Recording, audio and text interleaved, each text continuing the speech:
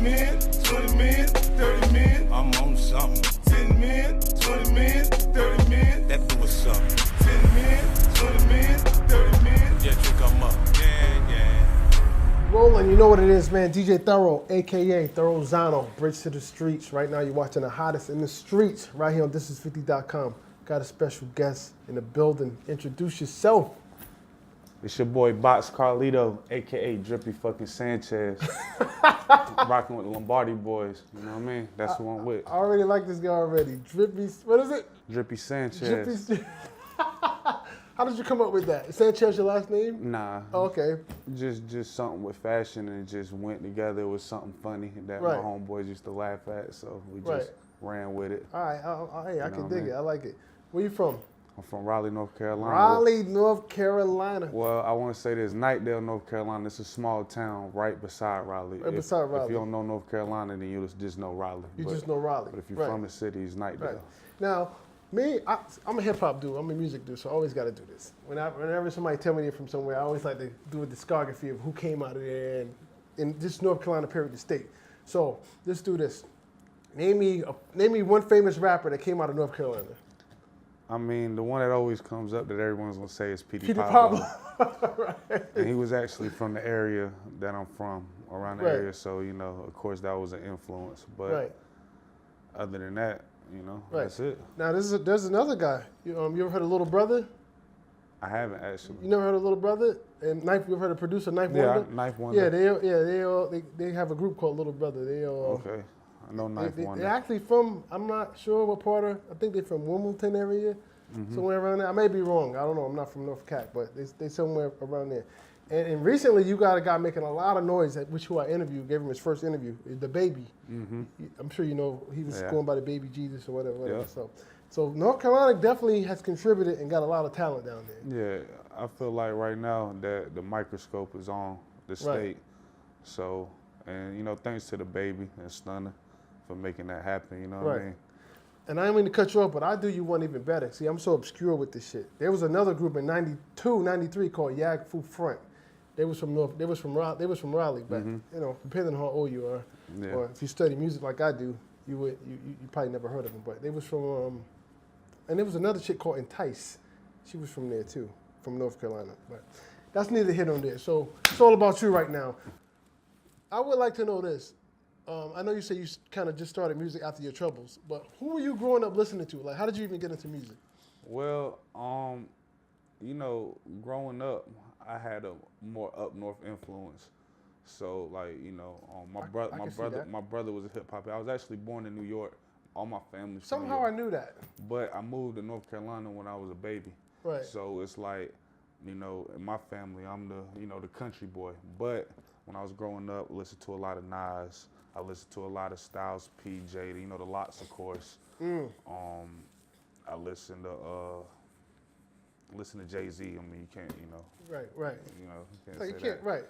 But a lot of battle rappers too. I liked the battle rap scene. And who's your favorite battle? Who do you follow?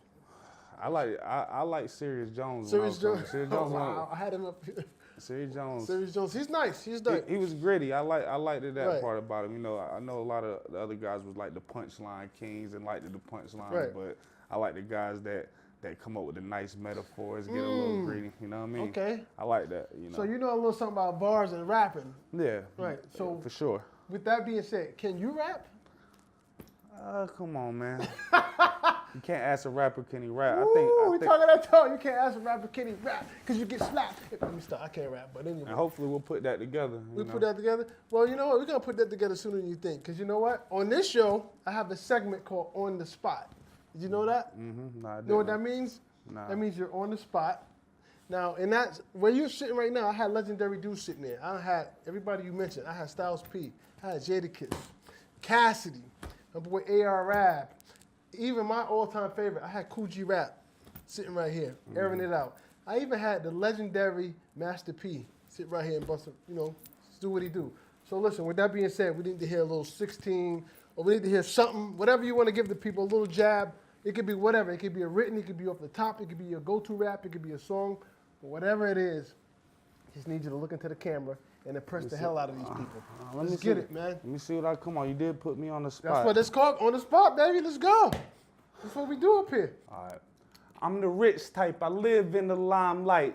I ain't on cause I rhyme tight. I'm just piped up. Now people in the city wanna get like us. They know it's litty. If I'm in the spot, it's going up. If it flow, you could bring a friend. In the strip club, I throw a 10. 5 city tour, I throw a Benz. Moving weight like I train at gyms. But really, I just trap O's and Tims. When my niggas with me, you could call it boxing friends. So that mean if you ain't with me, then you not my friend.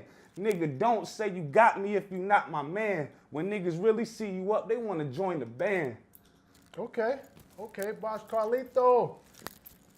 You throwing a Benz, all right? Yeah. So ladies, whenever in the strip club, he throwing a Benz. Yeah, and I mean, that's what I'm known for around the city. I'm known to make a mess. That's what I call it. So I think he just changed the strip culture. You said, I'm known to make a mess. Everybody make it rain, but I make a mess. Yeah, I make a mess. Ooh, that's a bar right there. I'm going to sell you that bar for $15, man. You need to trademark that. You know how everybody like, I make it rain? Mm-hmm. You say, I make a mess. Yeah, I'm fucking with you with that. I'm fucking with that. So what are you doing to carry the legacy of North Carolina? What are we doing? I mean, right now, dropped my first mixtape, Carlito's Way. Oh, Carlito. Hottest fucking tape. Somehow I knew that was going to... somehow. You know? Hottest tape in the streets right now, you know.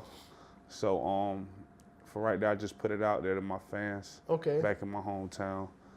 Working on this next project. They got a lot of big features coming up. Okay, like who? Who's on it? Can't really say right now. I can't name drop. Give me what does the letter start with? The name. Give me one person. What the letter start with? What's the name start with? Can't even do it. I tell you I couldn't do it. No? I told them I couldn't name drop it. No letter J? Nah. No? Okay. Nah, I wish. You wish? I wish it was just No, there's a lot of J's, you know? Yeah, but I think of the big one when you say that, when you say the letter J. Hey, we might get to make that happen, man. Have your people call my people, man. Okay, right? okay. And we'll talk. All right. That'd be dope, you know. That's what I do up here, man. I orchestrate deals, man. I make things happen. I put people in position, man. Nothing moves unless I get a piece of it. Okay. I'm fucking with you. That sound like the streets, right there. That's actually, what movie was that? Fucking New King of New York. Yeah. Classic. Yeah. Classic. That's what that was from. You know, that was in my little acting debut. But you know, so let's talk about the music you got out. Okay. What do we have out right now? What single we pushing right now off that project? The most popular single off my project is called Life. Life. Yeah, it was called Crackers at first, but we changed the name to Life to make it more.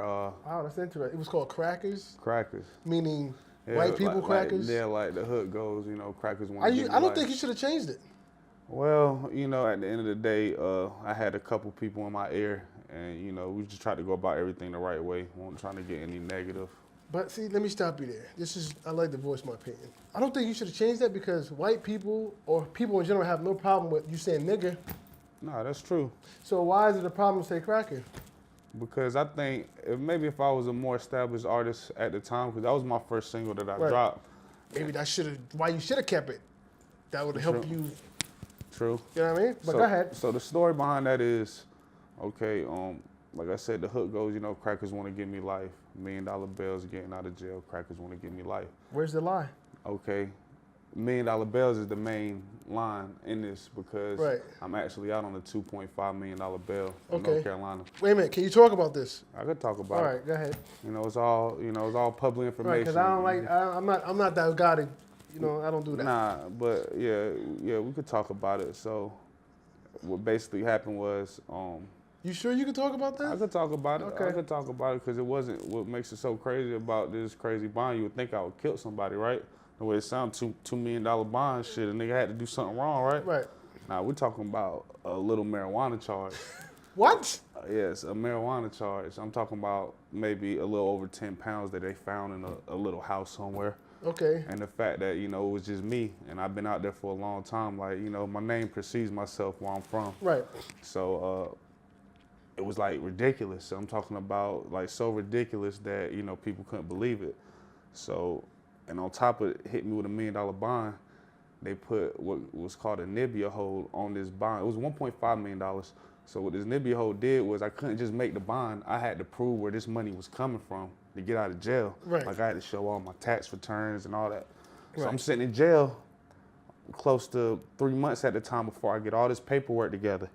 when I get the paperwork, this is weed now. This is, I tried to get it reduced. Which is legal in a lot of states now. But it's legal in a lot of states, but North Carolina's not really like that. Right, I get it. Go ahead. So what happened was this. After I got all this paperwork together, and of course I tried to get the bond dropped. They wouldn't do it because the DA argued crazy. So I got the paperwork together, and the DA actually my lawyer went to this DA with this paperwork and was trying to get him to skip the process. Everything was legal, everything was in order.